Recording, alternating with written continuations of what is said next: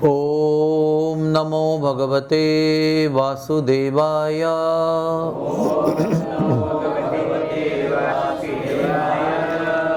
ओम नमो भगवते वासुदेवाय।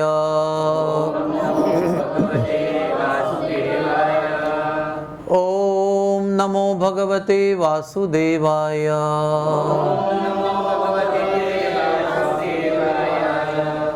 नारायणं नमस्कृत्य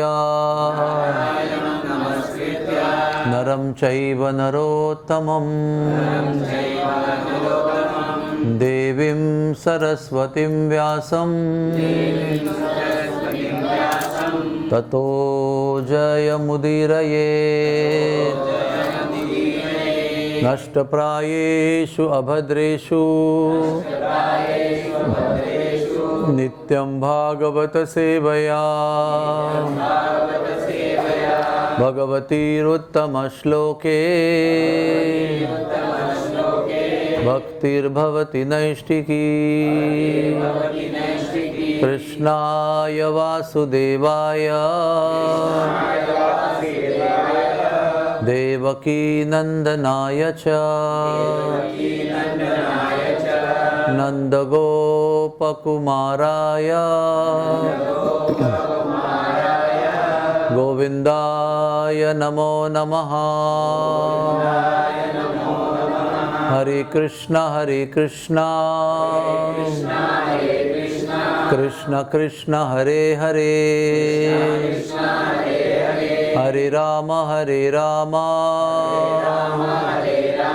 राम राम हरे हरे।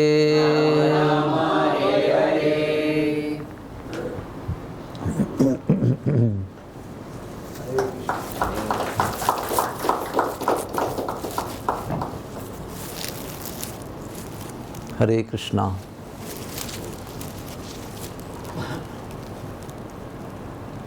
श्री जगन्नाथ बलदेव सुभद्रा माई की। Recording in progress. हरे कृष्णा। तो उत्सवों का मौसम आरंभ हो गया है। अभी कुछ ही दिन में श्री बलराम जी का आविर्भाव होगा और एकादशी से झूलन यात्रा भी आरंभ हो गई है। आज कौन सी तिथि है? त्रयोदशी। परसों एकादशी थी ना, तो एकादशी से राधा गोविंद जी की झूलन यात्रा आरंभ हो गई है। गुरु पूर्णिमा से, व्यास पूर्णिमा से जब से चतुर्मास से आरंभ हो गया है, तब से कृष्ण बलराम नंदगांव में झूल रहे हैं। सबसे अधिक ज़्यादा 1 महीने तक कृष्ण बलराम झूलते हैं। तो वो आषाढ़ महीने की पूर्णिमा है ना, जिसको हम व्यास पूर्णिमा कहते हैं, चतुर्मास का आरंभ। फिर श्रावण मास की तृतीया को हरियाली तीज होती है और हरियाली तीज में राधा रानी झूलना आरंभ कर देती। और राधा रानी के साथ साथ जितने भी ब्रज के ठाकुर हैं, बांके बिहारी जी हैं और राधा वल्लभ जी हैं और जितने भी ब्रज के ठाकुर हैं, सब लोग हरियाली तीज से झूलना आरंभ कर देते हैं। और जो गौड़ियों के ठाकुर हैं, राधा मदन मोहन जी, गोविंद जी, गोपीनाथ जी, दामोदर जी, जो सप्त देवालय हैं, ये सब ठाकुर जो हैं वो एकादशी से, अभी जो हुई ना श्रावण की एकादशी, उससे आरंभ होता है झूलन यात्रा और 5 दिन तक चलता है। और सारे झूलन यात्राएं श्रावण पूर्णिमा के दिन, बलराम जी के आविर्भाव के दिन में संपन्न हो जाती हैं। शाम को बलराम जयंती के दिन आखिरी झूला होता है। और ब्रज में ये झूला जो है वो बहुत ही सुंदर उत्सव है, अति सुंदर उत्सव। जैसे हरियाली तीज में आप ब्रज में जाएंगे तो बांके बिहारी जी 500 किलो के शुद्ध सोने के झूला में झूलते हैं। साल में एक ही बार उसको निकालते हैं। उसको निकालने में और असेंबल करने भी कई घंटे लगते हैं। और फिर रात को 12 बजे तक झूलते हैं स्वर्ण के झूले पर। और बाकी सारे मंदिरों में, जितने भी ब्रज के मंदिर हैं, वो सब जगह पर चांदी के तो मिनिमम झूले होते हैं मिनिमम, भी सॉलिड सिल्वर के 7-8, 8-8, 9-9, 10-10 फीट के झूले होते हैं। बैठने का आसन तो झूले का है वो भी चांदी का होता है, और उस पर इतने सुंदर फूलों का श्रृंगार करते हैं जिसका वर्णन नहीं कर सकते हम। उस पर ऐसे लिख सकते नहीं कौन से फूल कैसे कैसे लगे हुए, जो नेत्रों को दर्शन होता है वो वर्णन नहीं हो सकता है, इतना सुंदर।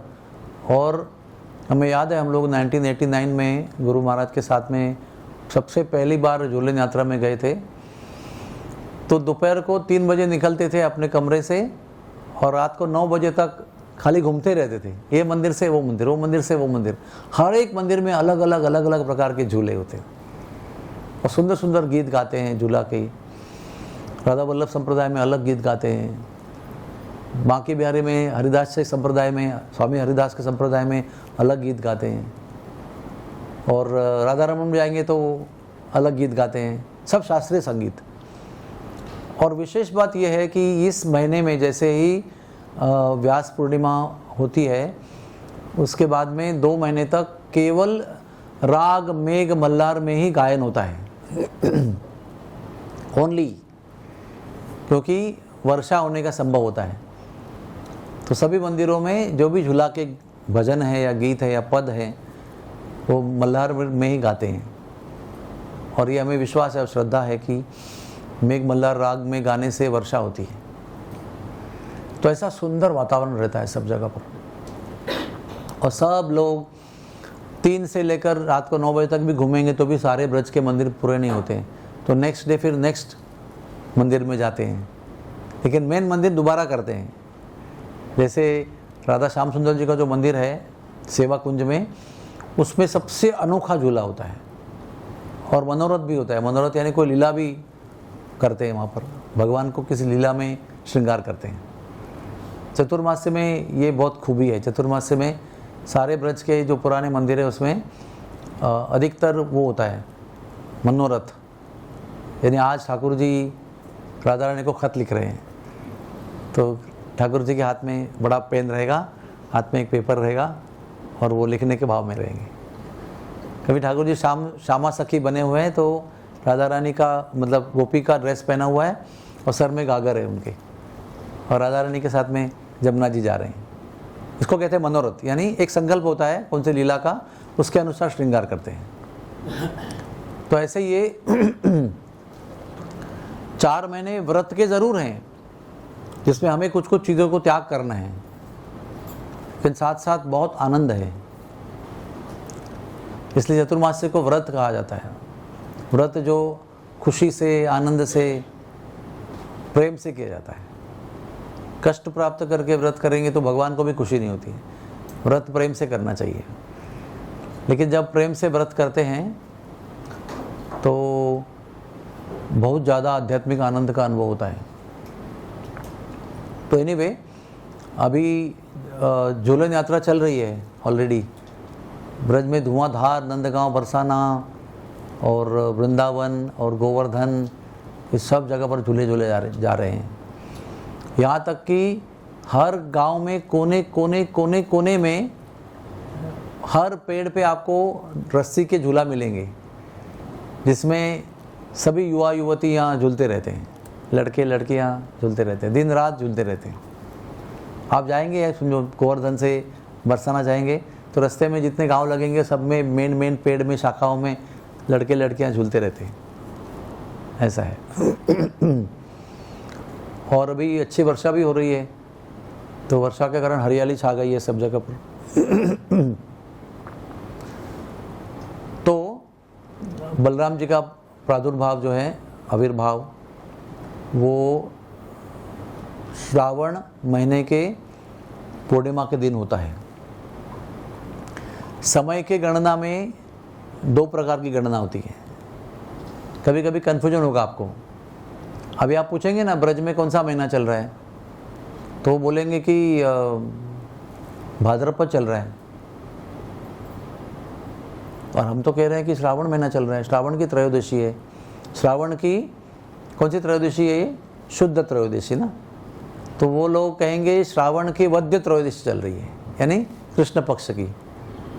अब जब कृष्ण का जन्म होगा तो हम लोग क्या कहेंगे, श्रावण की मध्य पक्ष की अष्टमी, तो वो कहेंगे भाद्रपद की शुक्ला अष्टमी। इसका कारण क्या है? क्योंकि एक कालगणना होती है पूर्णमास्यांत, जो प्रतिपदा से पूर्णिमा से पूर्णिमा उसको गिनते हैं। श्रावण पूर्णिमा से भाद्रपद पूर्णिमा, आषाढ़ पूर्णिमा से श्रावण पूर्णिमा, तो उसमें महीना शुरू होता है पूर्णिमा को, एंड भी पूर्णिमा को होता है। मध्य पक्ष से आरंभ होता है और शुद्ध पक्ष में अंत होता है, उसको कहते हैं पूर्णमास्यांत कालगणना। और ब्रज में जो भी उत्तर प्रदेश में ब्रज में कालगणना है वो पूर्णमास्यांत कालगणना होती है। और महाराष्ट्र और इस प्रांत में अमांत यानी अमावास्यांत कालगणना होती है। इसका अर्थ यह है कि प्रतिपदा से महीना आरंभ होता है और अमावस्या को समाप्त होता है। तो ये साथ साथ चलता है, लेकिन अंडरस्टैंडिंग डिफरेंट है।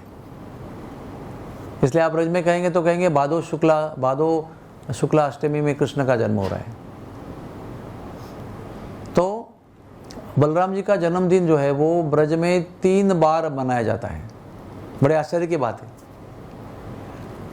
एक जन्मदिन मनाया जाता है नाग पंचमी को, श्रावण शुद्ध पंचमी को। क्यों? और वो जन्मदिन जो है नंदगांव में मनाया जाता है केवल, क्योंकि उस दिन देवकी का 7वां गर्भ जो है वो रोहिणी के गर्भ में स्थलांतरित हो चुका था। इसका संकर्षण जो है, जो देवकी के गर्भ में अनंत शेष अवतार थे, उनको योग माया ने अपने बल से संकर्षित कर लिया, वहाँ से यहाँ पर रोहिणी के गर्भ में स्थापित कर दिया। तो वो दिन था नाग पंचमी का, इसलिए नंदगांव में नाग पंचमी के दिन बलराम जयंती मनाते हैं। और उसमें जब जन्म होता है ठाकुर जी का या कृष्ण का या बलराम का, तो उनको न्यू बॉर्न का ड्रेस पहनाते हैं, जिसको कहते हैं झबला टोपी। एक छोटी लंगोटी पहनाते हैं और एक टोपी पहनाते हैं। न्यू बॉर्न तो कृष्ण को पूरा श्रृंगार है, बलराम जी को झबला टोपी है। जब जन्माष्टमी आएगी तो कृष्ण को झबला टोपी आएगी और बलराम जी पूरे श्रृंगार में रहेंगे। तो नंदगांव का जन्म बलराम जयंती का उत्सव हो गया। हाँ, अभी गौड़ियों का उत्सव, हमारा उत्सव, ब्रज का उत्सव, जितना भी उत्सव है वो श्रावण पूर्णिमा में होता है, जब बलराम जी का आविर्भाव मनाया जाता है। और तीसरा जो जन्मदिन है वो, उसका कारण मैं भूल गया हूँ, लेकिन मैं याद करूँगा उसको। वो होता है ललिता षष्ठी के दिन, जिस समय राधा रानी का जन्म होता है उसको 2 दिन पहले, यानी भाद्रपद शुक्ला षष्ठी के दिन। कहाँ मनाया जाता है? दाऊजी में। दाऊजी नाम की एक जगह है जहाँ पर बलराम जी की 6 फुट 6 इंच की काली रंग की सुंदर मूर्ति है। क्षीर सागर कुंड भी है, बहुत सुंदर। वो ब्रज का दक्षिणोत्तम हिस्सा है, उसके आगे ब्रज नहीं है। वो ब्रज, मेन ब्रज जो है वो दक्षिण दिशा में वहाँ समाप्त हो जाता है। तो कहते हैं कि दक्षिण कमल का पंखुड़ी है वो ब्रज का। तो वो बलदाऊजी में बलराम जी का जन्मदिन है जो है वो ललिता छठ को मनाते हैं। इस प्रकार से 3 जगह पर बलराम जी का। और एक है बलराम जी का जन्म ललिता छठ को मनाते हैं ललिता जी के गांव में, क्योंकि ललिता जी के गांव में बलराम जी अपने पत्नी को लेकर गए थे जब उनकी नई नई शादी हुई थी। क्योंकि रेवती जी ललिता जी की बहुत अच्छी सहेली है। जब उसकी शादी हुई तो अपने नए नए दुल्हा को लेकर वो ललिता का गांव में गई थी, वहाँ पर रुकी थी। और उस निवास के उपलक्ष्य में वहाँ पर आज भी रेवती बलराम जी का मंदिर है। और रेवती बलराम जी का विग्रह जो है वो वज्रनाभ जी ने बनाया था, वो लुप्त भी हो गया था। तो उसी मंदिर के पीछे हींस की झाड़ी है, वहाँ पर नारद मुनि के अवतार नारायण भट्ट गोस्वामी ने उसको प्रकट किया था और पुनर्स्थापित भी किया था। तो उस गांव में और बलदेव जी में अगले महीने के छठ में राधा रानी के जन्मदिन के 2 दिन पहले बलराम जी का जन्मदिन मनाते हैं। तो बलराम जी का जो जन्म है बहुत ही अद्भुत है, क्योंकि इन्होंने 2 कुल को जोड़ा है। यानी है तो एक ही कुल हो, देवमीड का। देवमीड जो है वो सबसे पहले यादव हैं। जब ये कृष्ण का लीला शुरू होती है सबसे पहले देवमीड से शुरू होती है। तो देवमीड को 2 पुत्र थे। एक पुत्र का नाम शूरसेन था और एक पुत्र का नाम था पर्जन्य। तो पर्जन्य जो था वो देवमीड के वैश्य गौपालक परिवार के पत्नी के द्वारा प्राप्त हुआ था। इसलिए वो वैश्य गोपालक कृषि वाणिज्य वाला बना, वो ब्रज में चला गया। और क्षत्रिय पत्नी से शूरसेन का जन्म हुआ, और शूरसेन को फिर वसुदेव को पुत्र की प्राप्ति हुई। इस प्रकार से यादव वंश हुआ। आगे वसुदेव और फिर कृष्ण बलराम, फिर जो भी देवकी का विवाह हुआ। और वहाँ पर पर्जन्य महाराज को 5 पुत्र हुए, उसमें से एक पुत्र का नाम नंद महाराज है, और नंद का विवाह यशोदा से हुआ, और वसुदेव का विवाह देवकी से हुआ, रोहिणी से हुआ, और बहुत सारी पत्नियों से हुआ। तो वसुदेव का और रोहिणी का संबंध से बलराम जी का जन्म हुआ, लेकिन वो अनंत शेष के ऐश्वर्य भाव में हुआ। और यशोदा के घर में जो कृष्ण हुए वो ब्रज के कृष्ण हुए, और देवकी के घर में भी कृष्ण हुए, लेकिन वो ऐश्वर्य कृष्ण, मथुरा कृष्ण हुए। और आगे जाकर मथुरा कृष्ण और ब्रज कृष्ण का मिलन हुआ और एक हो गए वो। तो ये जो अभी 2 कुल बने हुए हैं, एक क्षत्रिय का कुल बना है और एक वैश्य का कुल बना है ना, एक ही कुल से, तो दोनों को फिर मिलाया शंकरषण भगवान ने। क्या किया, कैसे मिलाया? पहले देवकी के घर में प्रकट हुए, और फिर वहाँ से रोहिणी के घर में प्रकट हुए। इस तरह से उन्होंने दोनों कुलों को मिलाया, ऐसे शास्त्र में लिखा है। इसलिए गर्ग मुनि बताते हैं और व्यासदेव बताते हैं कि ये इनका नाम संकर्षण है, क्योंकि उन्होंने 2 कुल को मिलाया है। और वो मिलाने का काम जो है, उसका माध्यम बनी योग माया। और उस सेवा के लिए योग माया को वरदान मिला कि अगर तुम ये करोगे सेवा, भगवान ने कहा, तो तुम मेरे साथ यशोदा मैया के गर्भ में सहोदरी के रूप में रहोगी। तो जो यशोदा देवी गर्भवती हुई, तो उसके साथ साथ कृष्ण के साथ साथ योगमाया भी उसके अंदर प्रवेश कर गई, और वो ट्विन प्रेगनेंसी हुई 9 महीने के लिए। और जब जन्म हुआ तो यशोदा कृष्ण और योगमाया दोनों का जन्म हुआ। और जब वसुदेव अपने कृष्ण को लेकर आए, देवकी वाले कृष्ण को, तो वो यशोदा कृष्ण में एक रूप हो गए। फिर 3 के 2 हो गए, फिर 2 बचे, तो कन्या को वसुदेव जी वापस ले गए। फिर वो आकाश में उड़ गई, चंडिका देवी बनी। तो सबसे पहले पता होना जरूरी है कि बलराम और श्री कृष्ण में कोई अंतर नहीं है। सबसे पहली बात, बलराम भी परम भगवान, परम पुरुषोत्तम विष्णु है, जो भी परम भगवान कहते हैं हम, और कृष्ण भी परम भगवान है। लेकिन मूल परम भगवान कृष्ण है, और बलराम जी उनके प्रथम विस्तार हैं। आध्यात्मिक विश्व में, स्पिरिचुअल वर्ल्ड में सबसे पहले जो भगवान के विस्तार हैं वो बलराम जी हैं। और वो केवल लीला के हेतु उनका विस्तार हुआ है, ओनली लीला अवतार। लेकिन बलराम जी ऐसे महान व्यक्ति है कि हमारे इसमें भी संप्रदाय में कुछ भक्त ऐसे होते हैं, वो मंदिर में इतनी प्रधान पोजीशन में रहते हैं कि पोजीशन छोड़ दो, लेकिन हर सेवा में उनका क्या कहते हैं, योगदान रहता है। कोई भी सेवा ऐसी नहीं इसमें योगदान नहीं है। ड्रामा में भी योगदान है, और यात्रा में भी है, मंदिर के निर्माण में भी है, मंदिर के मेंटेनेंस में भी है, श्रृंगार में भी है, और क्या कहिए आप, हर चीज़ में उनका इन्वॉल्वमेंट होता है। तो विशेष भक्त होते हैं जिनको भगवान की तरफ से विशेष कृपा होती है, इसको हर सेवा में रुचि लेते भी है, उनको गति भी है, और वो कर भी सकते हैं, और लोग उनको मानते भी है और उनका सहभाग लेते भी हैं। ऐसा भी ना हम चाहते हैं लेकिन लोग जानते नहीं हैं, लेकिन लोग भी चाहते हैं, हम भी करते हैं और कर भी सकते हैं। वैसे बलराम जी हैं। बलराम जैसा अधिकार सेवा का किसी को प्राप्त नहीं है।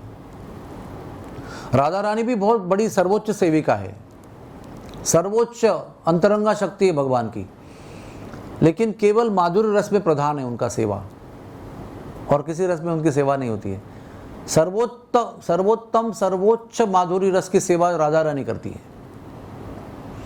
लेकिन बलराम जी 5 रसों में सेवा करते हैं, इसलिए वो सेवक भगवान कहे जाते हैं। सर्विटर गॉड हेड तो है ही, सारे सृष्टि का उगम तो है ही वो, लेकिन सेवा के भाव में रहते हैं, ये उनकी विशेषता है। कैसा होता है ना कि भौतिक दुनिया में जब हम लोग कुछ अधिकार प्राप्त करते हैं ना, तो सेवा बहुत कम करते हैं उसके बाद में।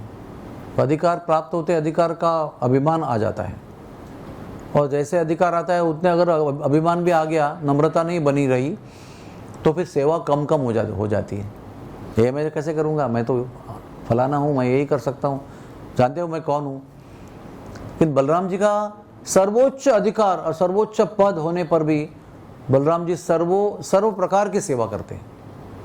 तो मैंने कहा कि बलराम जी के रूप में वो लीला अवतार के रूप में है, लेकिन तुरंत चतुर्व्यूह में विस्तारित हो जाते हैं, यानी संकर्षण के रूप में विस्तारित होते हैं। और चतुर्व्यूह का मतलब है संकर्षण, वासुदेव, अनिरुद्ध, प्रद्युम्न।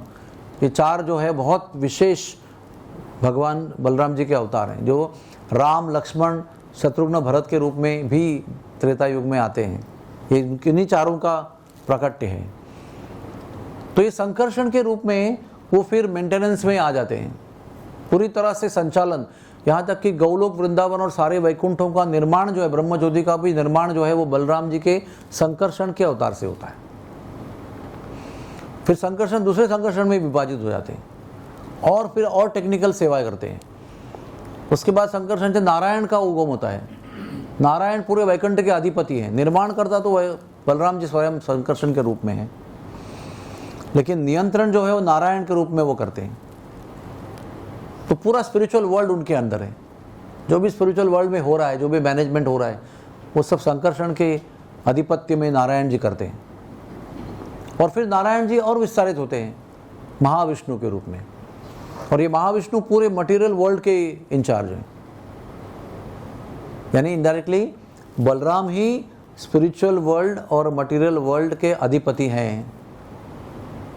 कृष्ण तो लीला करते हैं, कृष्ण कोई मैनेजमेंट नहीं करते, लेकिन बलराम भी लीला करते हैं, लेकिन संकर्षण के रूप में ये सारी मैनेजमेंट करते हैं। और फिर महाविष्णु के रूप में वो पूरे भौतिक सृष्टि का निर्माण करते हैं। अपने शरीर से द्रव्य निकालते हैं, द्रव और कारण सागर निर्माण करते हैं, उसमें वो निद्रा, योग निद्रा का अनुभव करते हैं। और योग निद्रा में जगे हुए भी नहीं, सोते सोते खाली सांस लेते हैं, सांस छोड़ते हैं, तो पूरे सृष्टि का निर्माण होता है, अनंत कोटि ब्रह्मांडों का निर्माण होता है बीज रूप में। फिर वो विकसित होते हैं और डेवलप होते हैं, और फिर वहाँ पर जीव सृष्टि का निर्माण होता है, अनंत कोटि ब्रह्मांडों का। इस तरह से बलराम जी की विशेष सेवा है कि वो भौतिक और आध्यात्मिक दोनों जगत के स्वामी हैं। तो अभी आपको ये तत्व बहुत इंपॉर्टेंट है। जैसे यहाँ पर भी बैठे हैं जगन्नाथ जी और बलराम जी, दोनों एक ही है, एक सांवले रंग के हैं, एक गोरे रंग के, बस एक घनश्याम जो पानी भरा हुआ बादल है उसके जैसे हैं, और एक जो स्प्रिंग यानी वसंत ऋतु का जो बादल होता है ना, उसमें पानी नहीं होता है, एकदम सफ़ेद होता है, वो पूरा स्फटिक जैसा सफ़ेद होता है, क्रिस्टल वाइट। तो वो बलराम जी का रंग है, बस इसके अलावा कोई अंतर नहीं है। और एक भाव में अंतर है, एक स्वामी भाव में है, भगवान ऐश्वर्य भाव में, स्वामी भाव में है, और बलराम जी सेवक भाव में है। इनका सेवक भाव इतना चिरंतन है, इतना शाश्वत है कि वो किसी भी रूप में आएंगे तो सेवा भाव समाप्त नहीं होता है।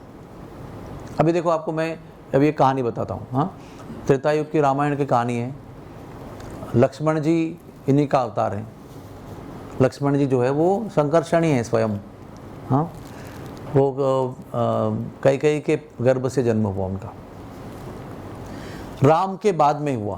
प्रभु रामचंद्र का जन्म जो है वो चैत्र शुद्ध नवमी को हुआ, दोपहर को 12 बजे। और भरत का जन्म जो है वो दूसरे दिन हुआ, दशमी के दिन मध्याह्न को हुआ। उनका नक्षत्र भी अलग है।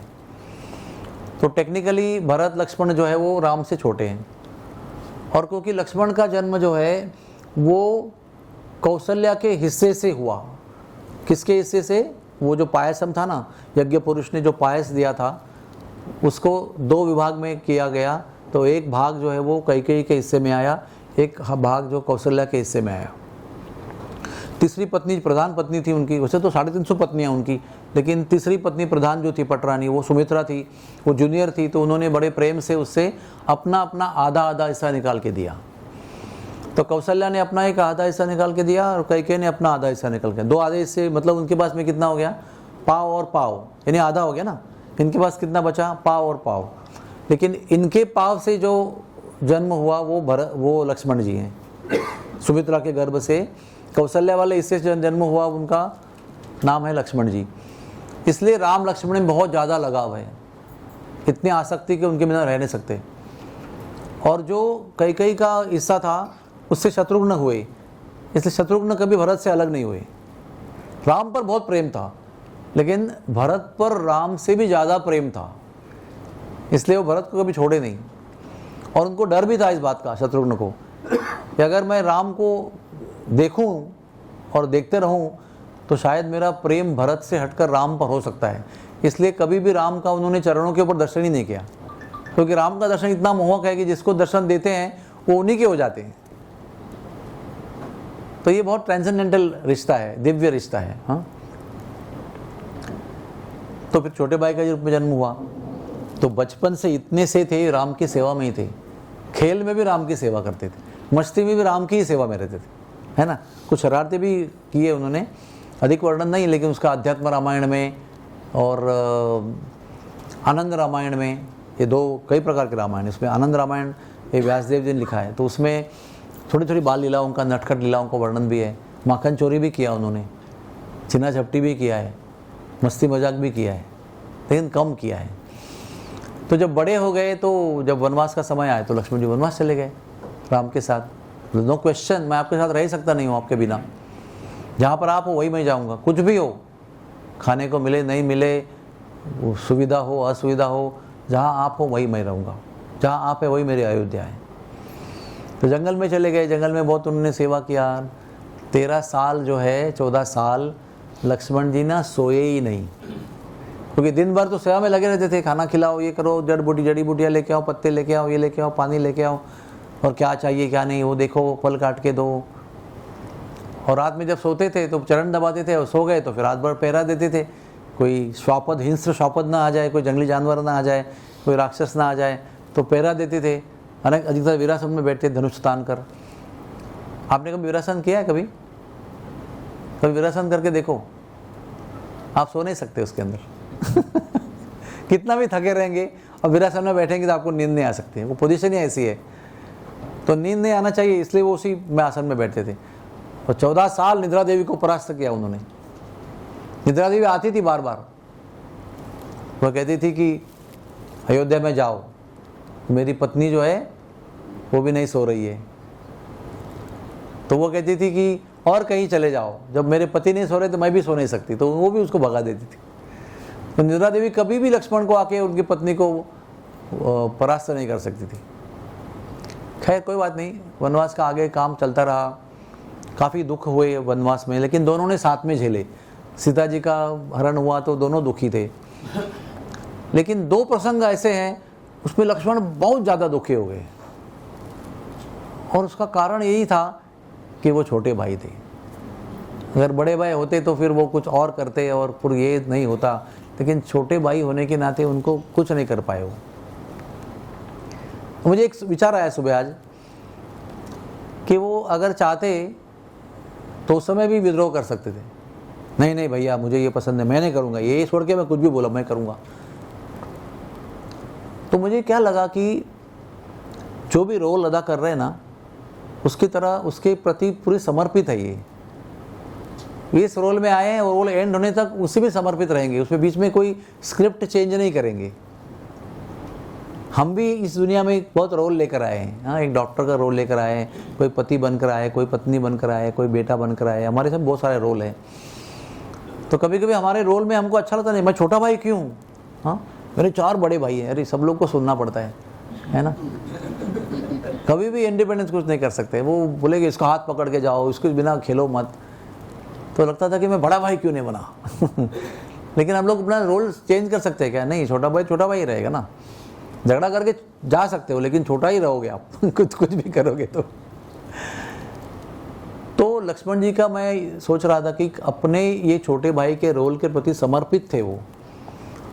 तो एक बात थी कि जब भी सीता देवी का वनवास समाप्त हो गया, रावण का वध हो गया, रावण को वध करने के बाद सीता मुक्त हो गई, और जब उनको लाया गया तो प्रभु रामचंद्र आदर्श मर्यादा पुरुषोत्तम है ना, वो जो भी करेंगे आदर्श करेंगे। क्योंकि वो जो सीता थी ना, वो उनकी पत्नी सीता नहीं थी। She was not the original Sita. जब शूर्पणखा का आतंक हुआ ना, तो उस समय प्रभु को समझ में आया कि अभी तो मैंने यानी हम लोग ने मिलकर एक स्त्री का अपमान किया है, तो अपमानित स्त्री राक्षस वो चुप नहीं बैठेगी, वो तो कुछ ना कुछ आतंक करेगी। तो सीता को धोखा है, मतलब खतरा है। तो उन्होंने क्या किया, लक्ष्मण को किसी काम से भेज दिया, बोला जाओ लकड़ी तोड़ के आओ। तो वो जंगल में बिजी हो गए। सीता को लेकर वो नासिक में जो तपोवन है ना, तपोवन, जहाँ पर वो कपिला नदी जाती है, कपिला नदी और गोदावरी का संगम है, हाँ, कपिला गोदा संगम, उसमें अग्नि तीर्थ है। तो अग्निदेव को मिलने गए और अग्निदेव को ये सीता को दे दिया, बोला कि तुम अभी इनको संभालो, आगे का जीवन बहुत मुश्किल होने वाला है, आपकी कन्या जो है उसको दे दो। और वो वेदवती थी। वो रावण ने उसका अपमान किया था, विनय भंग किया था, तो उसने प्रण लिया था कि मैं अगला जन्म लूँगी, अभी मैं अपने आप को भस्म करके समाप्त कर रही हूँ, लेकिन मैं दोबारा आऊँगी, आई विल कम अगेन, हाँ, और आपके वध का कारण बनूंगी। तो उसने अग्नि और स्वाहा के घर में जन्म लिया था वेदवती के रूप में। तो उन्होंने एक्सचेंज किया, वेदवती को दिया और ओरिजिनल सीता को अग्नि के पास, कुछ लोग कहते हैं भूमि को दिया, ये भी सही वर्णन है, लेकिन अग्निदेव को समर्पित किया। और वो जो अग्निदेव की कन्या थी जिससे विवाह राम जी का नहीं हुआ था, वो सीता थी। राम ने कभी उसको स्पर्श नहीं किया था। उसके बाद तुरंत ही राम जी का जीवन में सीता का हरण हुआ, यू नो। तो इसलिए जो सीता वापस लौट के आई, वनवास में थी, वो उधर अशोक वन में थी, रावण के पास थी, वो वेदवती सीता थी, छाया सीता कहते हैं उसको। तो प्रभु रामचंद्र कैसे उसको स्वीकार करेंगे? तो प्रभु ने लीला रचाई। क्या लीला रचाई? इसमें लक्ष्मण को पता नहीं है, क्योंकि वो गए थे लकड़ी तोड़ने के लिए। जब लौट के आए तो वेदवती आई थी, और वेदवती सीता ही थी, हुबेहूब, डिफरेंट नहीं थी, वो दिखने में सेम ही सेम थी, वही वस्त्र, वही थिंग, वही सब कुछ। तो कोई डाउट आने का सवाल नहीं। तो अभी इसको मैं कैसे पत्नी के रूप में स्वीकार करूंगा? अभी तो दूर थी, तब तक ठीक है, पत्नी लोग कह रहे हैं रावण ने मेरे पत्नी को हरण किया, मैं उसको खोज कर रहा हूँ। लेकिन स्वीकार करने का समय आया तो उन्होंने बोला, लक्ष्मण, सीता जी का पातिव्रत्य का और सतीत्व का परीक्षा होनी चाहिए, जाओ चिता चलाओ, चिता रचाओ। तो थोड़ा सा उन्होंने बोला, आर्गुमेंट किया कि भैया ऐसे कैसे हो सकता है, तो सीता देवी, आप क्यों संदेह करते हैं उसके चरित्र के ऊपर? नहीं, मैं राजा हूँ, मेरा पति धर्म जो है उससे कई गुना उच्च धर्म राजधर्म है, राजा धर्म है मेरा। तो राजा धर्म जो है उसके अलग परिमाण होते हैं, तो मैं पति धर्म की भावनाओं को राजधर्म की भावनाओं में मिक्स नहीं कर सकता। जनता के सामने मुझे खड़ा रहना है आदर्श पुरुषोत्तम के रूप में, ये करना ही होगा। तो लक्ष्मण को पसंद नहीं आया। एक तो चिता रचने को आया तो आंखों में आंसू आ रहे थे, फिर वो सीता जी जब आकर बैठी उस पर, तो अग्नि भी लगाने का काम भी उसको दिया था। उसको भयंकर दुख हुआ, बहुत भयंकर दुख हुआ कि ये मैं नहीं कर सकता, लेकिन करना पड़ा। तो सीता देवी फिर क्या हो गया, वो अग्नि में चली गई, जो वेदवती थी। अग्निदेव वो सीता को लेकर बाहर आ गए जो उनके पास थी। वेदवती वापस चली गई और मेन सीता जो है वो बाहर आई, और जनता के सामने क्या हुआ लीला कि सीता देवी अग्नि परीक्षा पास हो गई। उसका चरित्र जो है वो चमकता हुआ यशस्वी हो गया। ये जनता के सामने एक हो गया, लेकिन आंतरिक लीला क्या थी? अपने पत्नी को उन्होंने स्वीकार किया और वेदवती को उन्होंने अग्निदेव को वापस दे दिया। इस प्रकार वेदवती रावण के वध के लिए कारणीभूत हो गई ना। वेदवती उन्हें प्रण किया था कि मैं आपके वध का कारण बनूंगी, तो वो वध का कारण बनी, उसका भी प्रण पूरा हुआ। वो वेदवती को फिर सीता देवी ने रिक्वेस्ट किया आगे जाकर भविष्य में कि आप इस पर भी कृपा करो, इसने भी आपकी इतनी सेवा की है, डायरेक्ट नहीं की, इतने बड़ी लीला में सहायता की है। तो भगवान ने कहा कि मैं जब कृष्ण बनकर आऊँगा तो ये गोपी बनकर आएगी, रासलीला में मैं उसको पत्नी के रूप में स्वीकार करूँगा। तो यही नहीं, और अनंत छाया सीताएँ हैं, क्योंकि जब राम वनवास में थे तो वापस आए। अभी आगे बढ़ाता हूँ कथा को। फिर सीता के लेकर चले गए, फिर उनका राज्याभिषेक हुआ, फिर राजा और रानी बन गए।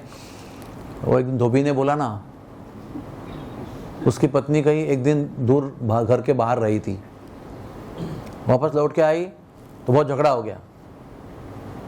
तो उसने कहा, मैंने तुम्हें रखने वाला घर, जो एक रात को कहीं किसी के घर निवास करती है उसको हम स्वीकार नहीं कर सकते हैं, चाहे वो अविवाहित कन्या हो या विवाहित पत्नी हो।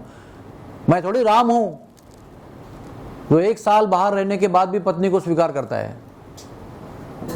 ऐसे उन्होंने बोल दिया। इसलिए कहते हैं ना, यद यद आचरति श्रेष्ठस, श्रेष्ठ व्यक्तियों को बड़े सावधानी से अपने व्यवहार को रखना चाहिए, क्योंकि उनका हर एक व्यवहार लोग ना लेंस लेकर देखते रहते हैं और उसको नोट भी करते हैं कि समय पर उसका उपयोग भी करते हैं। अभी उसने जब भी सीता को स्वीकार किया तभी धोबी ने कुछ बोला नहीं था। जब उसकी पत्नी एक दिन बाहर रही तो बराबर उस पर रेफरेंस दिया, मैं राम नहीं हूँ, तुम्हें घर पर रखने के लिए, चली जाओ यहाँ से। तो गुप्तचर थे, वो जाके राम को खबर दिया कि ऐसे धोबी बोल रहा है। तुरंत राम ने सोचा कि सीता देवी को त्याग करना चाहिए। फिर वही बात है, पति धर्म जो है वो राज धर्म से बहुत नीचे होता है। पति धर्म एक वैयक्तिक धर्म है, राज धर्म सारे जनता के लिए, प्रजा के लिए होता है। तो फिर ट्रस्टवर्दी सेवक कौन है कठिन काम करने के लिए? वो लक्ष्मण है। लक्ष्मण को ही क्यों बोला, भरत को क्यों नहीं बोला? चलो अभी वनवास में लक्ष्मण साथ में था तो चलो लक्ष्मण साथ में है तो अग्नि लगा दे, अग्नि परीक्षा के लिए, ठीक है। लेकिन राजधर्म में तो 2 भाई थे ना, और उनको ही बोल सकते थे। लेकिन ये लक्ष्मण के विशेष पोजीशन का प्रमाण है कि भरत शायद ना भी बोल सकते हैं आर्गुमेंट करके, लेकिन लक्ष्मण ना नहीं बोल सकता। ये उनको पूरा विश्वास था, भले वो उसको पटेगा नहीं मन में, लेकिन करेगा वही जो मैं कहूँगा। तो फिर भी वो बोल रहे हैं कि ऐसे क्यों कर रहे भैया, आप ऐसे क्यों कर रहे? एक धोबी यक्कश्चित लोगों के वचन से आप अपनी चरित्र संपन्न पत्नी को क्यों त्याग रहे हैं? बोले नहीं, आप करो मैं जो वो बोल रहा हूँ। क्या करना है आपको मालूम है? आपको सीता देवी को कहो कि आपको मैं वन में ऋषियों के पास भेज रहा हूँ। और देखो बाका प्रसंग कैसा, सीता देवी गर्भवती थी उस समय, अभी गर्भावस्था में उसको त्याग किया जा रहा है। राम लक्ष्मण को ये सहन नहीं हो रहा है कि मेरी भाभी प्रथम बार गर्भवती है और प्रथम बार बच्चे के जन्म के पहले ही उसको त्याग दे रहे हैं, और बोल रहे हैं कि उसको वन में ले जाओ वाल्मीकि ऋषि के आश्रम में, और बोलो कि आपको गर्भवती अवस्था में एकांत और संतों का संग जो है बहुत अच्छा रहेगा। और सीता भी बड़ी प्रसन्न होगी, हाँ बात तो सही है, very good, I am happy. और लक्ष्मण को बताया कि कुछ उसको बोलना नहीं, और वहाँ जब पहुँचा दोगे वाल्मीकि आश्रम में, जब छोड़ दोगे वापस आने का समय होगा, तब बताना कि मैं आपको परमानेंट छोड़ने के लिए आया हूँ राम जी के आदेश से। ऐसा स्क्रिप्ट लिख के दिया कि लक्ष्मण, सीता देवी रथ में बैठी है, आनंद में, बड़े आनंद में है कि मैं वाल्मीकि के आश्रम में जाऊंगी, संतों का संग होगा, वहाँ भरद्वाज मुनि होंगे, वाल्मीकि के शिष्य संत होंगे, विरक्त लोग होंगे, भगवान की सेवा होगी, भगवान की कथा सुनेंगे, सत्संग होगा दिन रात, बालकों के लिए कितना अच्छा होगा। और सारथी रो रहे हैं, तो उसको अचानक लगा, अरे लक्ष्मण तो क्यों रो रहे हो? तो कुछ नहीं बोल रहे हो, रो ही रहे, रोते ही रहे, रोते ही रहे, रोते ही रहे, कुछ नहीं बोल पाए। जब तक वाल्मीकि के आश्रम में छोड़ नहीं दिया उनको, तब तक बोल नहीं पाए, और एंड में बॉम्ब फोड़ दिया कि अभी आपको यहीं छोड़ना है। तो सीता देवी बड़ी पतिव्रता है, वो कह रही है कि ऐसे प्रभु की इच्छा है, क्योंकि मेरे प्रभु जो है वो आदर्श हैं, उनसे कोई गलत काम नहीं हो सकता, मुझे पूरी श्रद्धा है। उनकी निष्ठा इतनी अगाध थी कि अपने ऊपर कष्ट होने पर भी उनको ये लगा कि मेरे पति जो कर रहे हैं वो मुझे स्वीकार है, और इससे अच्छा ही होगा, जो भी होगा आई एक्सेप्ट इट। लेकिन ये 2 प्रसंग के बाद में ना लक्ष्मण ने तय किया कि अगली बार छोटा भाई नहीं बनना है क्योंकि दिस वॉज टू मच। बहुत सारे कष्ट सहन किए, लेकिन ये जो बात है ना उनको सहन नहीं पाया, उनको बिल्कुल जची ही नहीं बुद्धि को उनके। लेकिन छोटे भाई के रोल अदा करने के, आज्ञा पालन के, उसमें बाधा नहीं दिया उन्होंने। अगली बार तय किया कि जब दूसरी बार अवतार का समय आएगा ना तो मैं बड़ा भाई बनकर आऊँगा। इसलिए ये लक्ष्मण जी जो है रामानुज, वो अगले जन्म में बड़े भाई बनकर आए। एक कम से कम क्यों ना हो, 7वें नंबर में आए और भगवान 8वें नंबर पे आए है ना। लेकिन मज़ेदार बात यह है कि कृष्ण के बड़े अग्रज यानी कृष्णाग्रज बनकर आए, लेकिन ऐसे जीवन में कई प्रसंग आए जिसमें कृष्ण के सामने उनको हार माननी पड़ी। और कृष्ण कैसे है ना, सबसे चतुर व्यक्ति हैं। हाँ, जैसे फॉर एग्जाम्पल अभी सुभद्रा जी का विवाह का समय था, तो बलराम जी जो है ना वो एक विचित्र प्रकार के व्यक्ति हैं, यानी अनप्रेडिक्टेबल है। उसको अवधूत भी कहते हैं। अवधूत का मतलब क्या होता है, आपको सुनाई पड़ रहा है सब लोगों को? अवधूत का मतलब क्या होता है कि वो क्या सोचेगा किस समय किसी के समझ में नहीं आएगा, क्या करेगा भी पता नहीं, हमारे नित्यानंद प्रभु भी ऐसे ही थे, अवधूत, नाम ही नित्यानंद अवधूत है उनका। तो बलराम जी भी अवधूत है राजपुत्र, हाँ, मथुरा के, द्वारका के बड़े प्रसिद्ध पावरफुल व्यक्ति हैं, प्रसिद्ध व्यक्ति है, शक्तिशाली भी है, लेकिन करेंगे क्या उसका भरोसा नहीं है। अभी दुनिया पूरे पांडवों को मानती है, पांडवों को भक्त मानती है, कृष्ण भी उनके पक्ष में है, संत उनके पक्ष में है, सारे साधु उनको मानते हैं, लेकिन इनका प्रेम दुर्योधन के ऊपर है। उसकी भी लंबी कहानी है गर्ग संहिता में। ये अनंत शेष के कली नाम के शिष्य थे। कली जो है ना, कली व्यक्ति पर्सोनिफाइड कली जो है ना, वो अनंत शेष के शिष्य हैं। और गर्ग संहिता में गर्ग मुनि ने इनका संवाद संकलन किया हुआ है। He has edited the discussion between Anant Shesh and disciple कली, और बहुत लंबा डिस्कशन है। उसके एंड में उसमें डिस्कशन में क्या वर्णन है कि मैं क्या बन के आऊँगा और महाभारत में क्या होगा और फिर ऐसे होगा, फिर मैं होऊंगा, ऐसे होगा। तो एंड में फिर कली पूछता है कि फिर मैं आपकी सेवा में कैसे आऊँ? तो शेष जी कहते हैं तुम दुर्योधन बन के आओ। तो ये जन्म का प्रेम नहीं, उनका पुराने जन्म का प्रेम है। इसलिए उसका कनेक्शन दुर्योधन से है। और दुर्योधन को इतना प्रेम से उन्होंने गदा सिखाया है। तो नंबर 1 का शत्रु पांडवों का, इतना अहित करने वाला है कि कभी भी जान से मार सकता है। अनेक प्रयास किए उसने, फिर भी इनका प्रेम दुर्योधन से हुआ। और भीम को भी गदा सिखाया, लेकिन रियल गदा सिखाया दुर्योधन को। यानी गदा में 2 बातें होती हैं, एक होता है बल और एक होता है स्किल, यानी कुशलता और बल। अब बल भी इंपॉर्टेंट है, लेकिन कुशलता ज़्यादा इंपॉर्टेंट है। तो बल कम भी होगा तो कुशलता होगी तो आप युद्ध में जीत सकते हो। तो दुर्योधन, सब जानते हैं महाभारत के अनुसार कि दुर्योधन गदा के कला में बहुत निपुण था। भीम से कई गुना अच्छा शिष्य था वो, और गदा में निपुण था। लेकिन भीम का कैसा था? 10,000 हाथी का बल था उसके अंदर। तो कभी कभी 10,000 हाथी के बल के सामने कला भी समाप्त हो जाती थी। बेचारा गया था सांपों के लोक में। इसने उसको जहर पिलाया था और लुढ़क दिया था उसको, बेहोश होने के बाद में बांध कर फेंक दिया पानी में, नीचे चला गया अपने वजन से। तो सांपों ने देखा अरे कोई परदेसी व्यक्ति आया, तो उसको काटना शुरू किया। तो सांपों के विष से ये विष कट गया और बेचारा होश में आ गया। बेहोश में था। तो उतने में नागराज आए, देखा अरे कौन कौन किसको आप काट रहे हो? तो वो हलचल मच गई नागलोक में कि कोई बड़ा व्यक्ति आया है जो हमारे लोक का नहीं, लेकिन हमारे लोक में प्रवेश कर रहा है। तो हम लोग ने उसको मारने का प्रयास किया, लेकिन वो बेचारा मारने के बदले में जीवित हो गया। तो नागराज भाग के आए, बोले अरे ये तो भीमसेन है, ये तो हमारा परिवार का सदस्य है, इज माय फैमिली मेंबर। तो आजा बेटा आजा, माफ़ करना, हमारे सांप लोगों ने काटा आपको, लेकिन अच्छा ही हुआ जो भी हुआ भगवान की इच्छा से। अब ये काम करो, हमारे जो भी अपराध हम आपका हुआ उसके बख्शिश में आपको देना चाहते हैं, उसके बदले में। तो क्या बख्शिश है? हमारे पास खीर होती है। बोले 1 गिलास खीर पियोगे तो 1,000 हाथी का बल आएगा। बोला अच्छा। तो हम लोग बोले 1 गिलास भी पीना मुश्किल है, आधा गिलास में तो आधा हाथी का बल आएगा। ठीक है, उतना भी काफ़ी है। हमारे भीमसेन ने 10 गिलास पिए। 10 गिलास पी के 10,000, क्या बोलते हैं इसको, नहीं 1,000 हाथी का बल 1 गिलास में होगा। 10 गिलास पिए तो 10,000 हाथी का बल एक हाथ में, दूसरे में भी उतना ही। खाली एक ही हाथ में 1,000, 10,000 हाथी का एक हाथ में, ऐसा ही नॉर्मल कैसे चलेगा? गदा कैसे उठाएंगे? गदा का पता है कितना वजन होता था? 1 लाख भार। एक भार 40 मन का होता था। 1 मन 40 किलो का होता था। अभी गिनो घर जाके आप। कितना लाख किलो का वह गदा होती थी। हाँ, वो हिरण्याक्ष और भगवान वराहदेव में यही गदा के अंदर इसी से युद्ध हुआ था। ये भारी, और वो खाली पाउडर हो गया युद्ध से। बोलो कैसा युद्ध होता होगा? तो एनीवेज, तो दुर्योधन इनका शिष्य बना। तो इनका मन में क्या कि मेरी बहन जो है ना, वो दुर्योधन को ब्याह दूंगा मैं, मेरे प्रिय शिष्य को। और भगवान का प्लान डिफरेंट, हमेशा ऐसे ही होता है ना, भगवान कुछ अलग ही सोचते हैं। अभी बलदाऊ जी तो बड़े भैया है, जाके बोलेंगे नहीं भैया मेरे तो ऐसा इच्छा है कि सुभद्रा का विवाह मेरे प्रिय अर्जुन से होना चाहिए।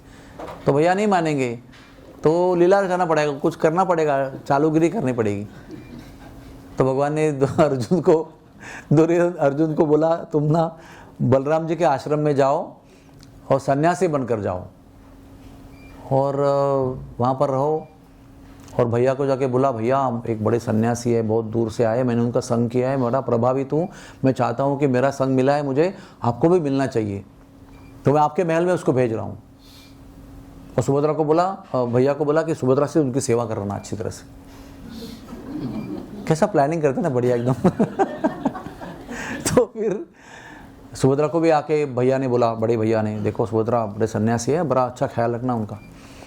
तो अभी उनकी सेवा शुरू हो गई, तो अर्जुन का भी मन आ गया उसके ऊपर, और सेवा करते करते पता नहीं उसके मन में भी क्या भावनाएं आने लगी। तो बोल नहीं रहे कुछ, लेकिन भावनाएं तो प्रज्वलित हो रही है।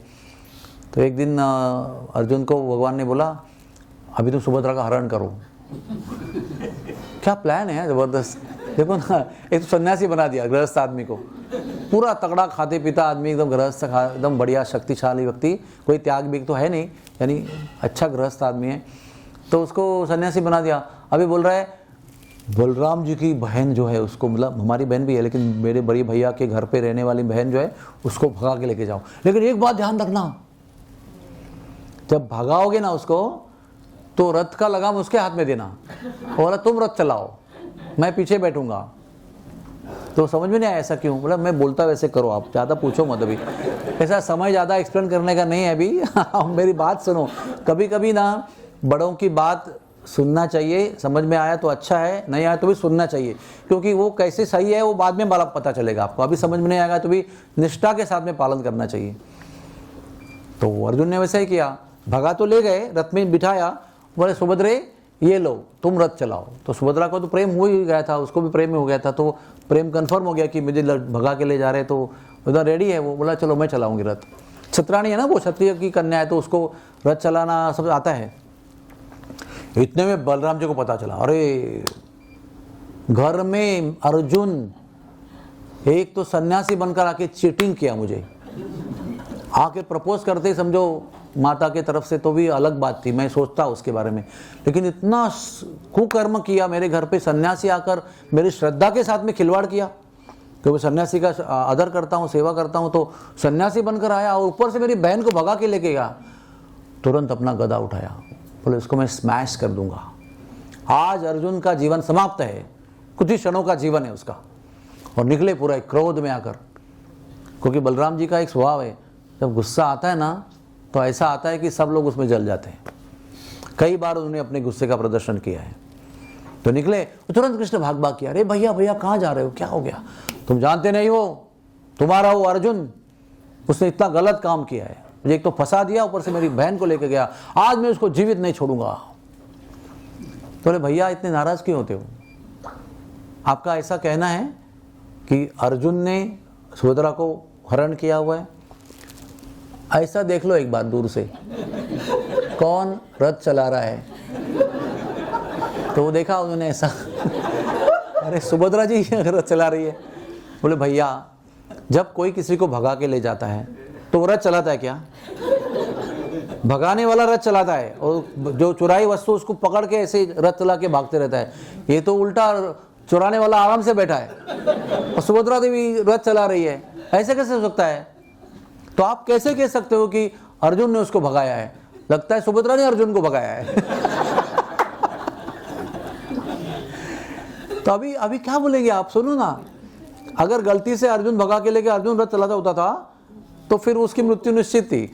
और हमारे कृष्ण बहुत चतुर है, उनको सब जानते हैं, बड़े भैया को पूरी तरह जानते हैं अंदर से बाहर से। तो एकदम शांत हो गए वो, यानी बड़े भैया है, उनको कुछ करना है, अपने छोटे भैया को छोड़कर कुछ इसमें निर्णय भी लिया है और उसको करना है कि शादी दुर्योधन से करूंगा, लेकिन अभी एक बार स्पर्श करके उठा के ले गया और वो भी भगा रही है उसको रथ में बिठाकर, तो अभी उसकी भी मर्जी है, तो मैं बीच में कौन आ सकता हूँ। चले बुला लो उनको वापस जाके बुला लो। तो दोनों को बुलाया, अच्छी तरह से दंडवत प्रणाम कराया, अर्जुन को बोला तुरंत दंडवत प्रणाम करो, भैया जी गुस्सा में थे अभी शांत हो गए, मैंने समझा दिया है। तो जिनको गदा लेकर मारने निकले थे उनको डावरी वावरी देकर बहुत सुंदर विवाह करा दिया, एकदम धूमधाम से। आप देखो 10 लाख घोड़े और 1 लाख रथ और 10,000 हाथी और हजारों दासियां अलंकार पहने हुए, और वो सोना चांदी गहरा कितना, पूरा धूमधाम से विवाह करके बहन जी को विदा कर दिया। ये मैंने आपको एक प्रसंग बताया, सार क्या है उसका, बड़े भैया बने ज़रूर हैं, लेकिन फिर भी छोटे भैया की सेवा में ही है। कभी छोटे भैया के मन के खिलाफ कुछ काम नहीं किया। रोब जमाते थे, अनेक बार ऐसा डांटते मिटते थे, लेकिन सेवा भाव छोड़ा नहीं।